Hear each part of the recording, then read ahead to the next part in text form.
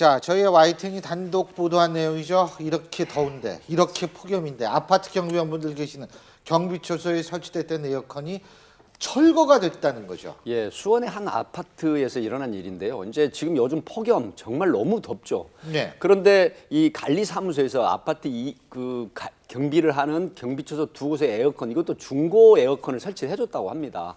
해드렸는데 입주자 대표 회의 쪽에 사람들이 결국 이 아파트에 근무하는 경비원을 위한 에어컨을 사실은 어떤 협의를 거치지 않고 입주자 대표 회의에 허락 없이 공동구역에 사용하는 업무비로 일방적인 사용을 했다라고 해서 결국 시청에 이의를 제기를 해서 이거를 철거를 시켰다고 합니다. 이게 알려지면서 굉장히 많은 비난, 공분이 일어나고 있는 그런 사안입니다. 근데 이제 절차상의 하자가 있었을 수는 있겠지만 그걸 또 달아놓은 거를 그걸 다시 띄라 그러면 그건 어디다 갖다 놨는지 그러니까 모르겠네요. 이 대표분이 예. 오히려 법률을 안 하신 분 같아요. 예, 그러시겠죠. 그러니까 뭐. 절차 이야기하는데 이 절차란 게 사실 사람을 위해서 있는 게 절차지. 예. 어떤 이때 나쁜 짓 방지하는 게 절차인데요. 이분은 그걸 잘못 이해해가지고 절차를 때문에 사람이 피해를 보는 걸 갖다가 괜찮다고 생각하는데 오히려 이런 거는 있죠. 나중에 추임 받으면 되고요. 이거는 누가 그걸 반대하겠습니까? 지금 우리 경비실 가보면 전부 다 양철 깡통 비슷한데 이사죠. 한여름에 햇빛에 달면요.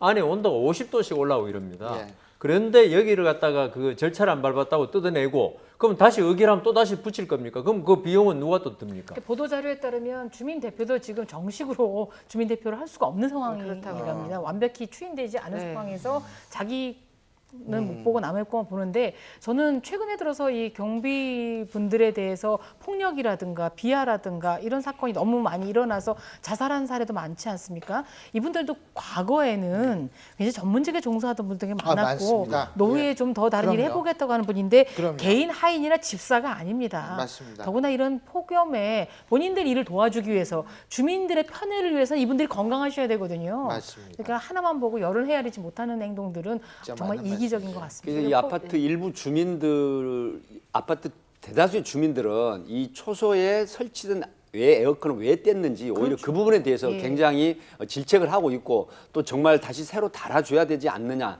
이제 이런 여론이 일어나고 그렇죠. 있다고 합니다. 본인 얘기로는 네. 에어컨 다는 거는 뭐 반대하지 않는데 절차상의 문제가 있다고 얘기를 하는데 지금 여 변호사님 말씀하신 대로 절차가 왜 존재하냐면 사람을 위해서 존재한다는 겁니다. 저희가 누진세 뭐 전기값 얘기하는 거 뭐 전기 아끼기 위해서 있는 게 아니라 우리가 필요할 때 쓰라고 있는 거라고 얘기하는 것과 똑같은 논리라는 생각이 들거든요. 좀 안타깝습니다. 오늘 5분 말씀 여기까지 듣죠. 고맙습니다. 맞습니다.